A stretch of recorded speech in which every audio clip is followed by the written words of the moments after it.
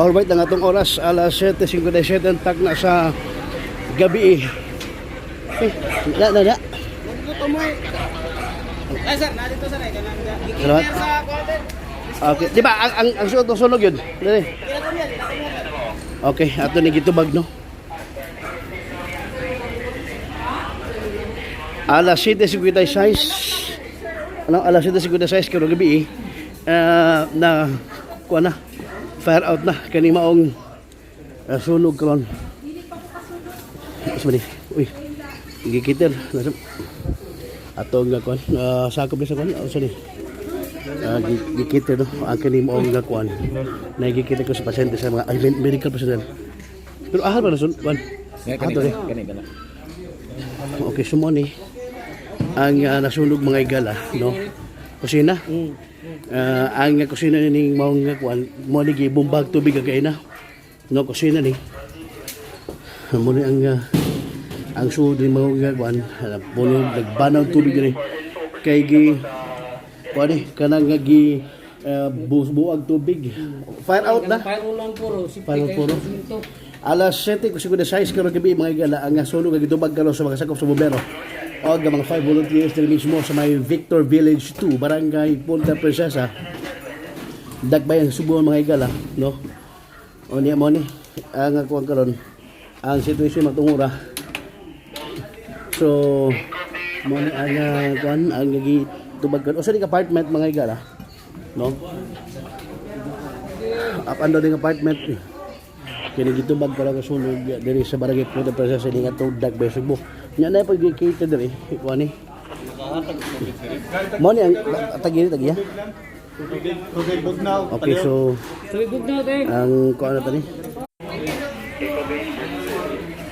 okay so medyo mo ang signal ang kining gitabangan karon o kanang gi-cater ka sa tubaga personnel sa medical personnel sa city o city ambulance sa TF Cebu kining mao nga kuan kining mao lalaki nga tagian ni mo panimay no kani atong gikuha karon niya ang tapad dinhi mo ni nasunog mga igala mga bay no so mga nasunog karon nga tungura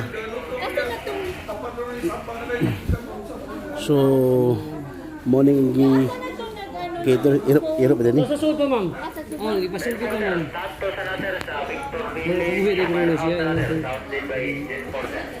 Okay so money na iro lagi kan apartment no ikatapos o kinatumin nga apartment diri sa Victor Village o kani nga kon atong ipangutan ko kasi tagiya magkisi pa nga ni apartment diri ma'am tagiya ng apartment diri ha napuwa nakuha so mabutan nig nakuha apartment Naku apartment no ang kining pinagakatumuy sa Naku apartment ang nasunog mga igala kining kusina nga bahin sa mga panimay o niya far out na natabang sa to mga dali na paung ang kining so medyo magwawa atong signal mga igala at balik ko na nga usa sa mga apartment sa Naku o kining Naku apartment diri sa Victor Village sa Barangay Punta Princesa ang nasunog but unfortunately ang ubos nga bahin sa maong panimay, particularmente sa iyang kusina o kani kitchen area, mo'y dito nagsugod ang kilayo. Natabang na pagpalong, mana nga wa nagakatag ang kaning kilayo mga igala. Mana nga wa ra kay na kuan, no? Wa ra kay na ang ring. Uy, okay ring? O na.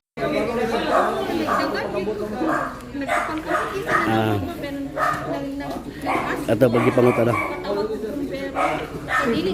Uy, Carlos. So what day diri ni matungura ang mga tagiya, no? But luwas, boss ila ba ni iro? Ilang iring luwas. So mo na din ang kuan si kuan si Sir no ang ani tabang galing ni sudi panimay.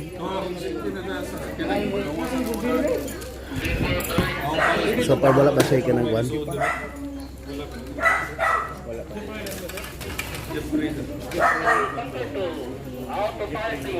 Sir Jeffrey Nabwa. Ang tagi sa apartment Nakwa po no? Nakwa. So ang tagi sa apartment Nakwa niya kasi Sir Jeffrey Nabwa inyo na sir, Second door ka? Kani. Hari ka di ba kang bisa ocupan tani? Wala. Wala, nilak mo sila. Wala ocupan. Punta pagkita sa mga pare, kayo na akong gusto. Buwak lang ako ilang ko. Giguba mo ang pultahan sir para magkasulang. Karang ang portal kahit mo sige, diri lang ko sa jealousy yaki. Sa bintana. Pero sa pasyon sa may imong kuan sir na kay mga kuan, na kay mga paso.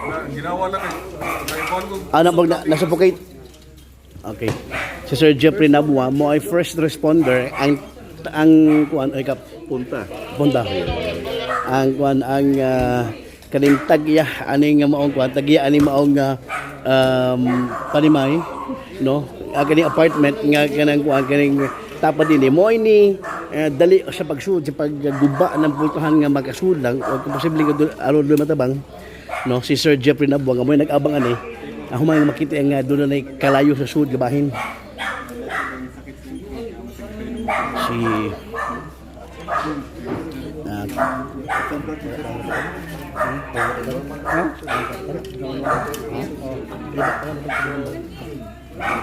June Andales, Cap June Andales.